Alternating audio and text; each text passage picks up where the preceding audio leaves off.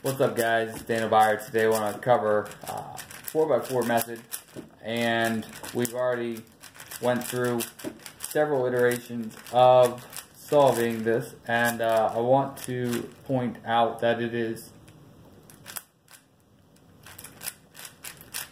important to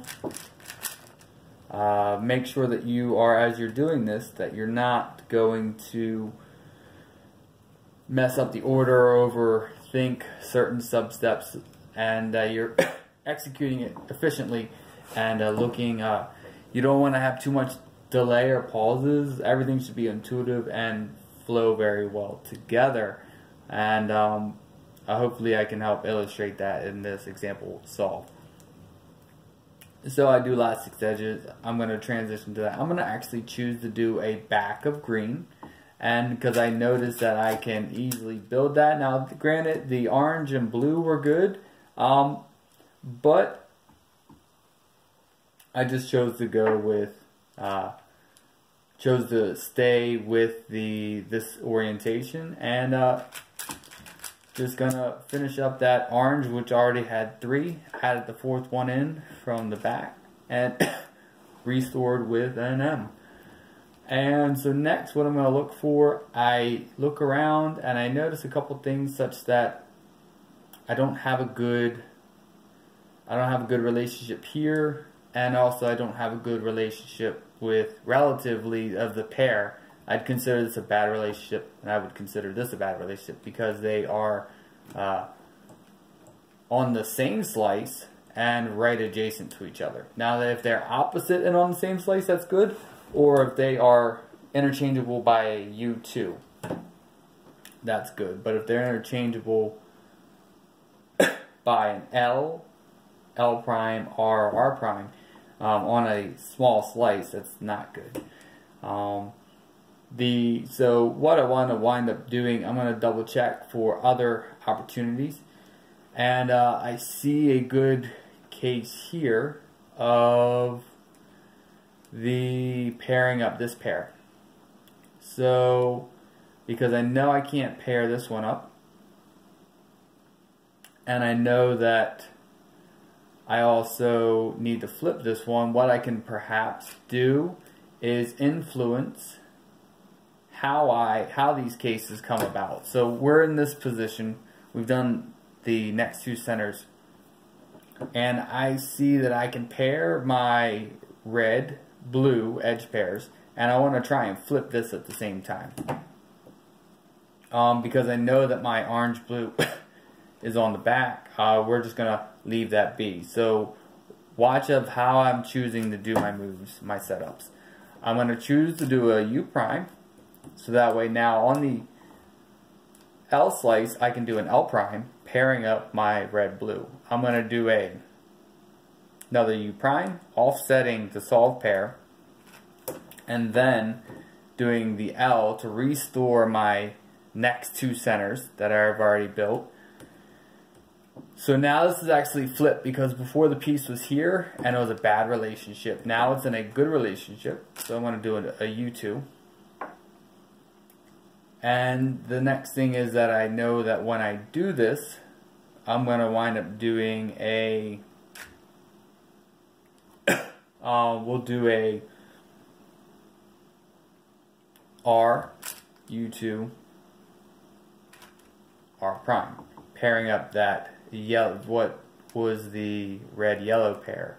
So now I'm looking and I see that I've now built a good relationship of, through the different flips, build a good relationship of the white. I had to do the white pair, or I had to do my yellow red pair first, because prior to that, let's go back a step, this isn't a bad relationship to one another, but when I pair this up, my UF edge is actually flipped, so now that's good as well. I still know that my DF edge is unsolved, so, or excuse me, DB edge slot is unsolved, so actually I want to now store my 3rd wing pair to the DF.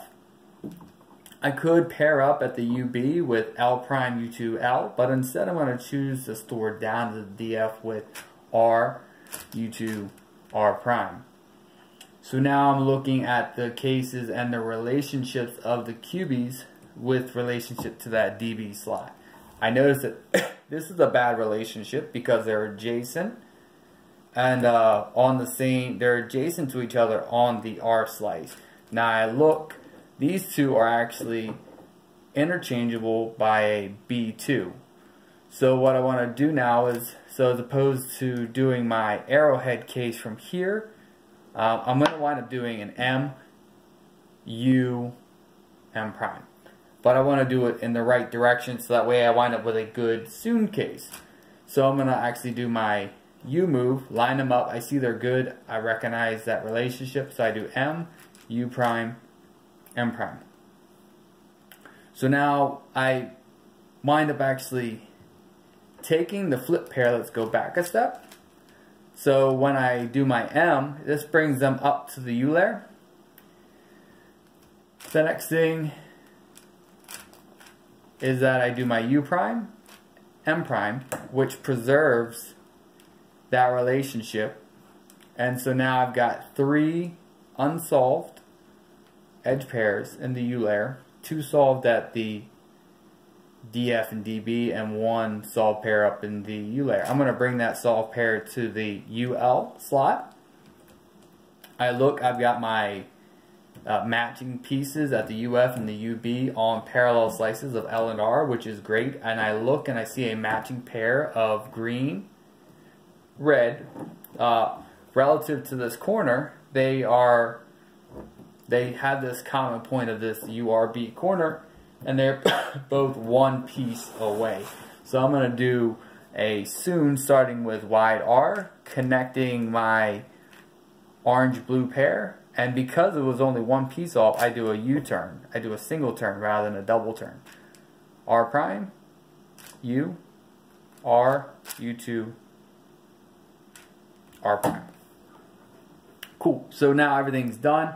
I'm down to 2 half bars on my last 2 centers, and I got a really good CMLO case. So I'm going to transition into that. Transition to my CMLO. I do not have the odd parity, which is great. So I can do my 4A, transitioning to 4B. I have a PLO parity. So for the even parities, I'll finish up with that and finish up my last 2 centers.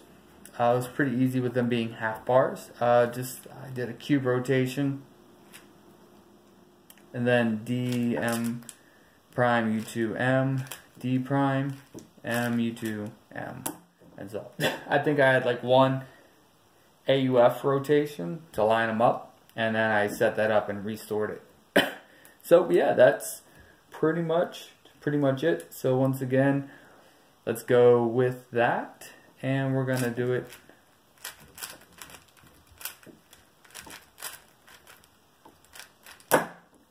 and restore the cube back to its state.